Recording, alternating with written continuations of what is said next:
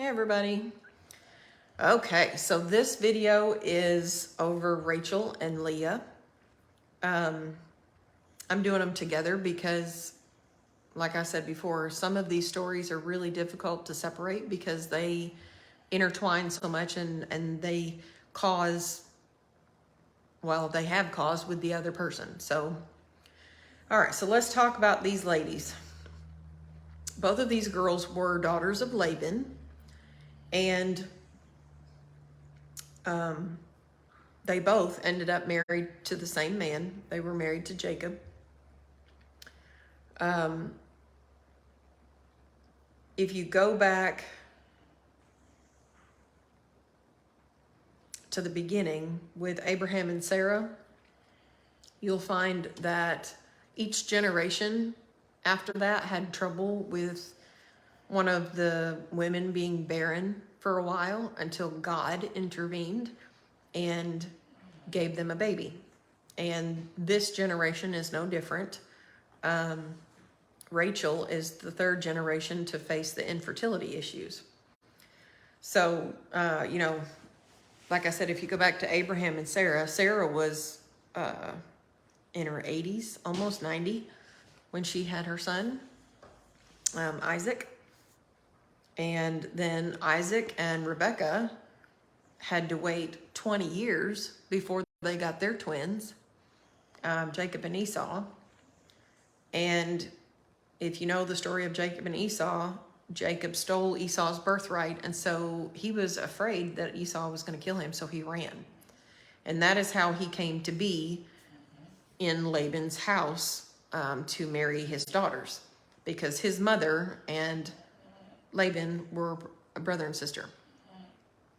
So the story of love between Jacob and Rachel has a lot of twists and turns in it. Like I said, Jacob was the usurper. He was the one that was on the run from his twin because he'd stolen the birthright. So he ran to the land of his forefathers. Like I said, Laban was his uncle, and he went to him for safety and a place to stay. And when he got there and he first laid eyes on Rachel, he was gaga in love. And he loved her so much that he agreed to work for 7 years for his uncle.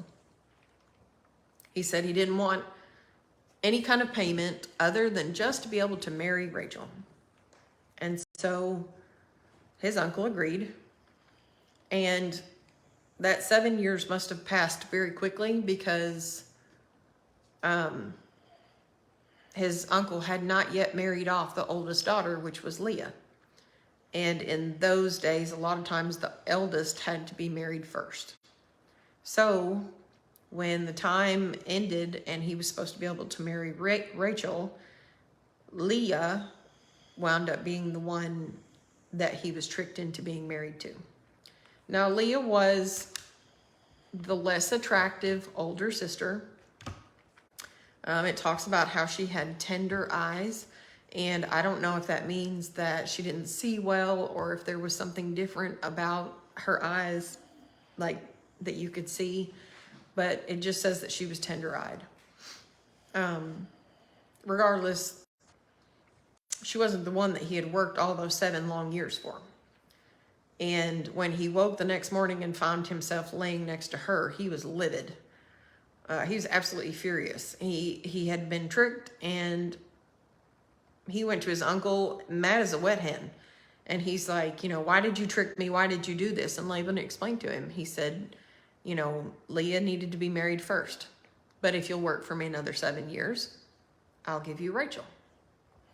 So he agrees to this because he still wants Rachel. He still loves her, and that's who he wants to be married to. So when he agreed to it, he went ahead and was allowed to marry Rachel then.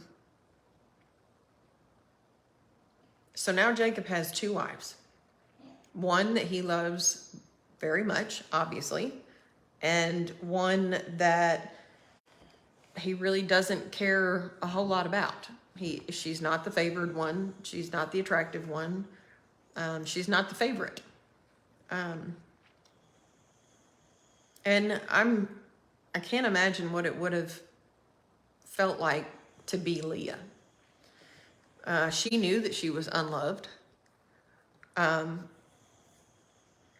But even though she was the one that was unloved, she was the one that was given Jacob sons.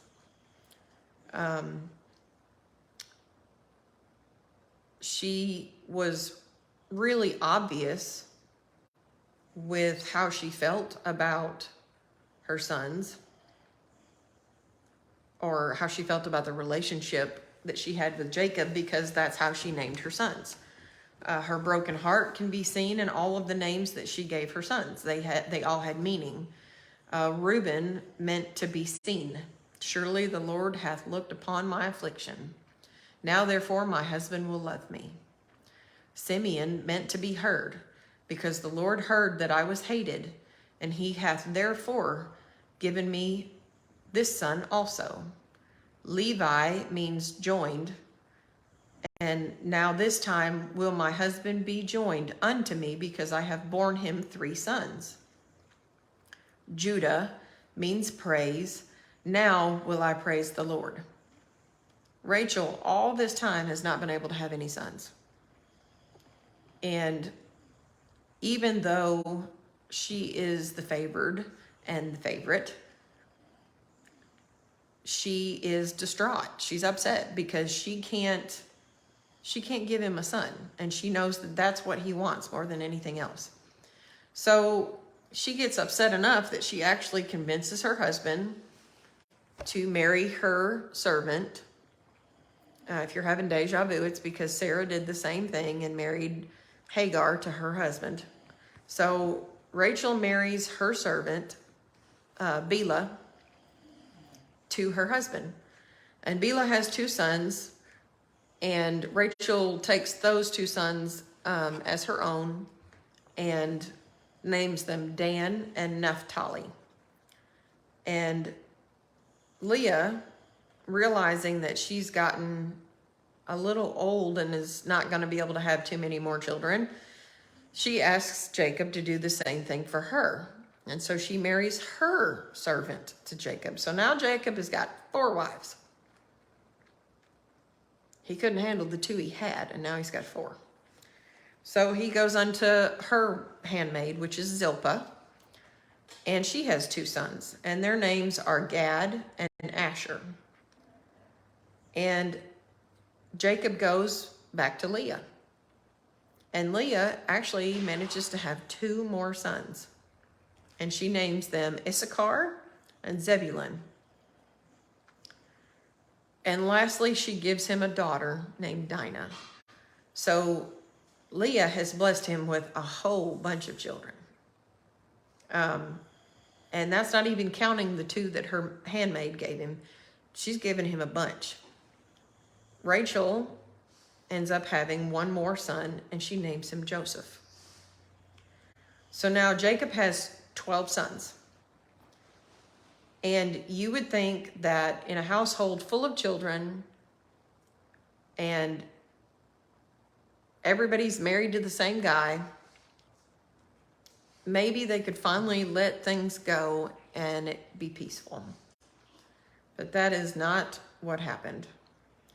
This battle between the 2 sisters was really bitter, and there were constantly hurt feelings and jealousy. And God did bless Leah with more children because she was so unloved by her husband. God did hear her prayers. But even though he was giving her these children, it never seemed to fill that void that she had in her life, where she wanted to be loved by her husband. Rachel was favored, and she knew that she was. And she knew that she was the one that was loved. But she was still jealous because she was the one having a hard time having kids. So eventually, Jacob decides he's going to go back to the land he came from. He's going to go back and he's going to face Esau. And on the trip back, Jacob is given a vision, and he sees a mighty host of angels that greet him.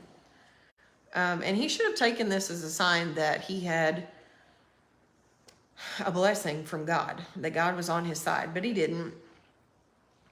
He didn't get rid of his fear. He worried that Esau was going to kill him and he was going to kill all of his family.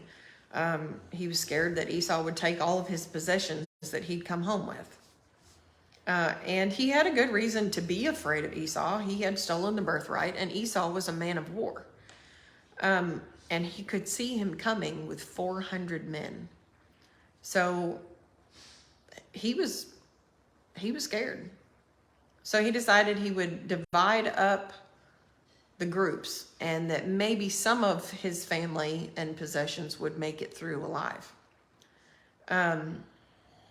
He divided up the different women with their children, and he sent them one group at a time, starting with the handmaids and their children. So if you wanted to know where your significance was in the family line and how much he cared about you, he showed it right here. He sent them one group at a time. The handmaids went first with their kids, and then Leah with her children, and then Rachel with her children. And when it was all said and done, and Jacob feared for nothing because Esau didn't want to make war with him. He actually wanted to make peace with him. And so there was complete peace between the two brothers. But as the family, I can only imagine that they saw how they were valued. You know, well, I'm just a handmaid's kid, so I had to go first. He was going to sacrifice me so that these guys back here could be all right. So I'm sure that caused some problems. So when you get ready to read into the story of Joseph, and you're talking about the coat of many colors and how the brothers treated him, remember this story, because this is probably part of it. All right, so what lessons can we learn from these two sisters? We can understand what it's like to have people let us down. But can you imagine what it was like to be Leah and see Jacob's face when he realized that he'd been tricked and that he'd been married to the wrong sister? I can't even imagine how bad that hurt. You know, in today's times, I would imagine it would be like getting chosen last for a team that you want to be on, or getting passed over for a promotion when you know that you worked the hardest and you deserved it. Those things hurt. And it's hard sometimes to know that no matter what you do, you'll never be the favorite.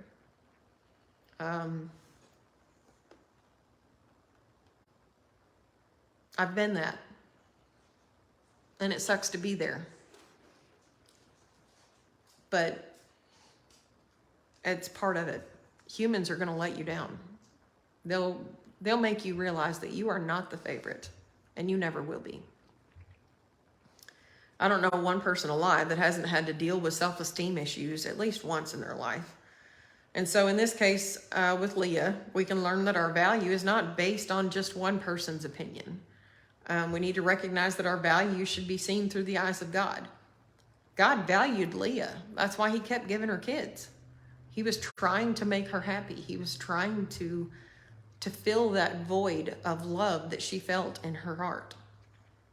If she just stepped back for a minute and looked at her life, she would have seen a little more clearly that God was blessing her because she was valuable. As a child of God, our worth is not measured in what we can give. God does give us tasks, but they're not the same kind of tasks that the world will ask of you. God will ask you to do things that will benefit his kingdom.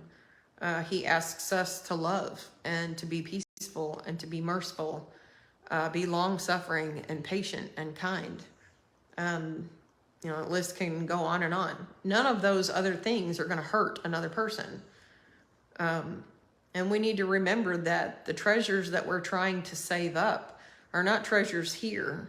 because earthly treasures are going to pass away. The treasures we're trying to store up are the ones in heaven. So we need to touch people and bring them to God's kingdom. And we're not going to do that by being hateful or spiteful or jealous or greedy or anything like that. So what can we learn from Rachel? We can learn that we do not need to feel so competitive. Not everything that is out there is a competition. We need to be able to find contentment.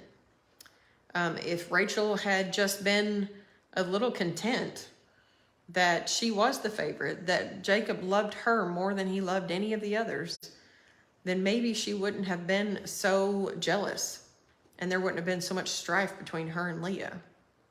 And their home probably would have been a lot more peaceful. Instead of being competitive for who was going to get more attention. And